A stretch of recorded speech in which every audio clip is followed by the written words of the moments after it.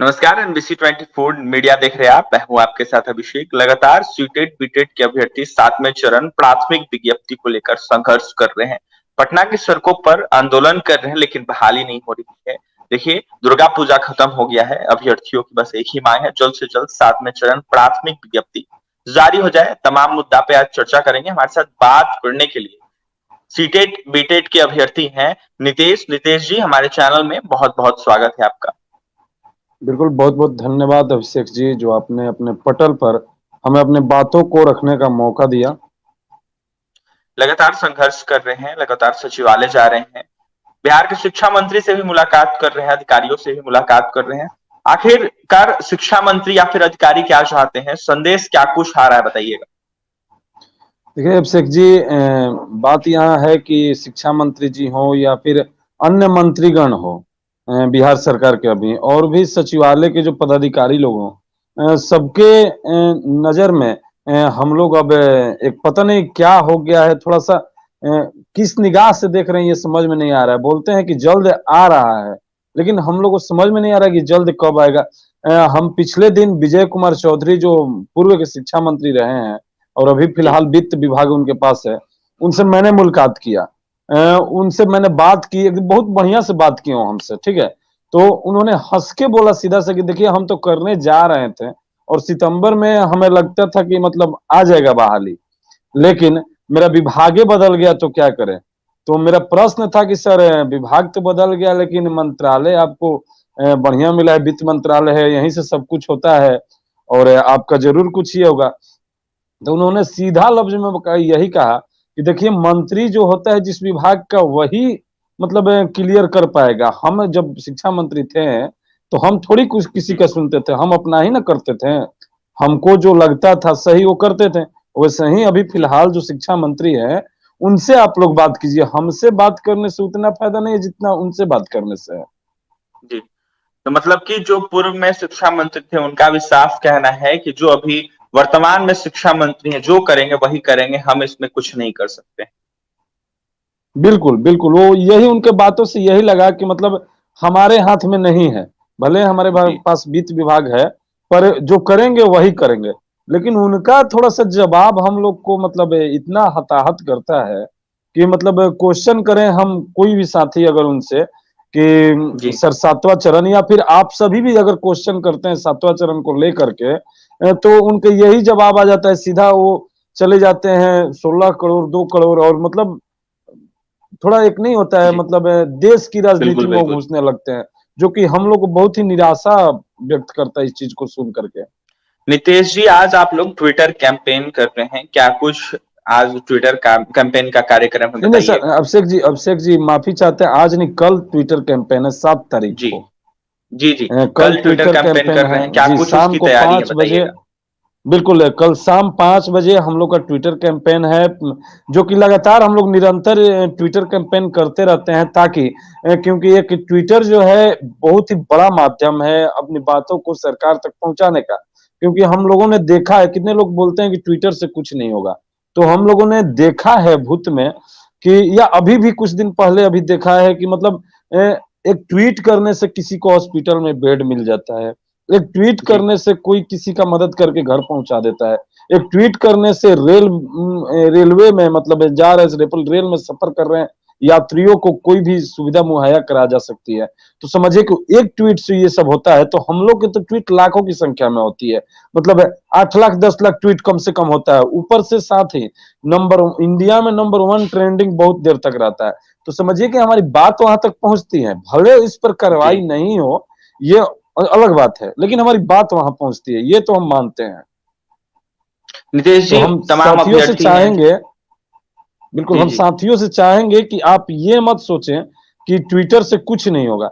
आप ट्विटर में अपनी सहभागिता निभाइए क्योंकि आप घर बैठे मोबाइल का प्रयोग करके इस चीज में जी। भाग ले सकते हैं, तो आप लोग सहभागिता निभा करके अपनी आवाज को सरकार तक पहुंचाइए। लगातार बिहार के मुख्यमंत्री समीक्षा बैठक कर रहे हैं। बीते दिनों जिस तरीके से समीक्षा बैठक हुई, उसमें मुख्यमंत्री नीतीश कुमार ने तमाम दिशा निर्देश दिए। वहीं मुख्यमंत्री ने यह कहा कि जो पठन पाठन में अभ्यर्थियों को दिक्कत होती है, वहां पर शिक्षकों की बहाली होनी चाहिए। वहीं आप लोग अभ्यर्थी हैं, शिक्षक अभ्यर्थी हैं और आप लोग चयनित हैं। तो क्या उम्मीद करते हैं बिहार के मुख्यमंत्री नीतीश कुमार से आप? देखिए, बिहार के मुख्यमंत्री जी और माननीय उप मुख्यमंत्री जी उन दोनों लोग मौजूद थे उस समीक्षा बैठक में। और एक निर्देश होता है, एक कहना मुंह से और एक निर्देशित करना, दोनों में अंतर होता है।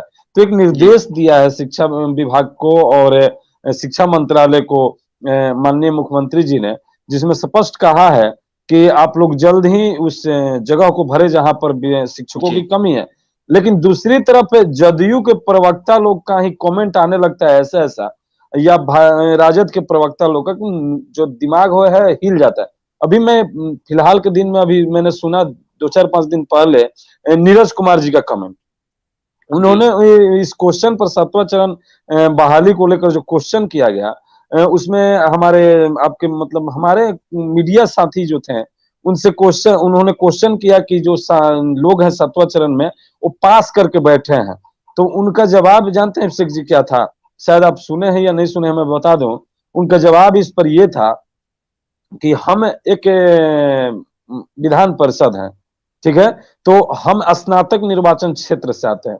तो मेरा काम होता है कि हम स्नातक पास हैं उनको वोटर बनाएं और वोटर बनाकर चुनाव लड़े। जब चुनाव लड़ेंगे तब जीतेंगे। तो वैसे ही इन लोग का पात्रता परीक्षा है। ये लोग जैसे हम लोग वोटर बनाते हैं वैसे ही ये लोग सीटेट पास किए। अब समझिए कितना बेतुका बात है ये, कि मतलब ये वोटर बना रहे हैं, आईडी कार्ड बना रहे हैं स्नातक निर्वाचन क्षेत्र का, इसका कंपैरिजन ये कर रहे हैं सीटेट पास करने से। इनको समझ में नहीं आ रहा है, सीडीपी का मतलब इनसे पूछ दिया जाए तो इनको नहीं आता है। स्नातक निर्वाचन निर्वाचन क्षेत्र से ये जीतते आ रहे हैं। जी, पहले तो किसी के बल पर जीतते थे, ये सब हम लोग को मालूम है, लेकिन हम लोग राजनीति में नहीं जाएंगे। लेकिन इनको बिल्कुल, बिल्कुल। सोचना चाहिए कि ये बेतुका बयान न दें, क्योंकि देखिए हम लोग कहीं ना कहीं एक संघर्ष करके यहाँ पहुंचे। एक सीटेट परीक्षा हो, बीटेट परीक्षा हो, बीएड हो, डीएलएड हो, लाखों खर्च होता है, लाख बहुत सारी मेहनत होता है इसमें, तब जाकर के हम लोग यहाँ पर पहुंचे हैं। हम लोग ऐसे बिल्कुल, ही मतलब फॉर्म भर के और वोटर आईडी कार्ड बनाकर नहीं पहुंच गए हैं। तो उसमें जी, और इसमें अंतर है, इनको सोचना चाहिए। इन लोगों को राजनीतिक चीज हम लोग नहीं करना चाहते। हम लोग को ये लोग विवश कर रहा है कि हम लोग भी राजनीतिक टीका टिप्पणी करें, लेकिन हम लोग इससे बिल्कुल। बचते हैं। और हम लोग का मुख्य मकसद है कि हम लोग को नौकरी मिले। जी। लगातार संघर्ष कर रहे आप लोग, उम्र पार हो रही है, तमाम आपके साथी जो होंगे उनका उम्र पार हो रहा है। 3 साल से परेशान चल रहे हैं, तो आने वाले दिनों में आप लोग आंदोलन करेंगे या फिर ऐसे ही शांत जिस तरीके से बैठे हैं वैसे ही बैठ रहे हैं? नहीं, बिल्कुल अभिषेक जी, अभी थोड़ा पर्व का माहौल था और साथ ही हम लोग सोच रहे थे कि सरकार को भी कुछ समय दिया जाए। लगातार उनके तरफ से कमेंट आ रहा था हर तरफ जी, से कि हमें समय की जरूरत है, नई सरकार बनी है। तो हम लोगों ने भी सोचा कि चलिए सरकार को कुछ समय हम लोग अपने तरफ से देते हैं। लेकिन हम लोग अभी जो हमारी जो टीम है, हमारे पूरे बिहार के अभ्यर्थी साथी हैं, वो सारे साथी अब मिलजुल के फिर से एक बार, हमको उम्मीद है कि 15 तक अगर कुछ नहीं आता है तो 15 के बाद हम लोग फिर से बैठेंगे। हमें तो ये नहीं समझ में आ रहा कि नियमावली बनकर तैयार है विभाग के पास, तो उस पर मुहर क्यों नहीं लगाई जा रही है? जी, पोर्टल बिल्कुल। तैयार है तो पोर्टल टेस्ट करके उसको प्रभावित क्यों नहीं किया जा रहा है? ये सब काम तो करना चाहिए इनको। लेकिन ये लोग अटकाए हुए हैं कि हम लोग बाद में कह सकें कि हमारे ये काम कंप्लीट नहीं हुआ है। जी। बिल्कुल देख सकते हैं हमारे साथ नितेश थे, सीटेट बीटेट के अभ्यर्थी हैं। नितेश ने तमाम बातें हमसे की है, वहीं तमाम अभ्यर्थियों को क्या कुछ संदेश दिया आपने सुना है। 15 तारीख तक का इंतजार कर रहे हैं तमाम सीटेट बीटेट के अभ्यर्थी। सरकार ने समय मांगा था, हमने समय दिया है। वहीं बिहार के मुख्यमंत्री नीतीश कुमार ने जिस तरीके से मुंह से बोला है, कहीं ना कहीं पटल पे उतरकर नीतीश कुमार को दिखाना चाहिए, नीतीश कुमार को लगकर जो है कार्य करवाना चाहिए, क्योंकि तमाम शिक्षक अभ्यर्थी परेशान है। 7वें चरण प्राथमिक विज्ञप्ति को लेकर सीटेट बीटेट के अभ्यर्थी लगातार संघर्ष कर रहे हैं और नीतीश ने यह साफ कहा है कि कल ट्विटर कैंपेन होगा। वहीं नीरज कुमार जो कि जदयू के मुख्य प्रवक्ता है, उन्होंने बीते दिनों यह बयान दिया था शिक्षक बहाली को लेकर कि वोटर जिस तरीके से बनते हैं उसी तरीके से सीटेट बीटेट के अभ्यर्थी हैं। वहीं नीतीश ने साफ कहा है कि हमें राजनीति नहीं करनी है, हमें बहाली चाहिए और हम बेरोजगार अभ्यर्थी हैं, हम चयनित अभ्यर्थी हैं, हमने एग्जाम पास किया है, हम क्वालिफाइड अभ्यर्थी हैं। फिलहाल तमाम बातें सुनिए नीतीश की, सीटेट बीटेट के अभ्यर्थी हैं। मैं एक फिलहाल इस बात और खबर में इतना कहूंगा ही और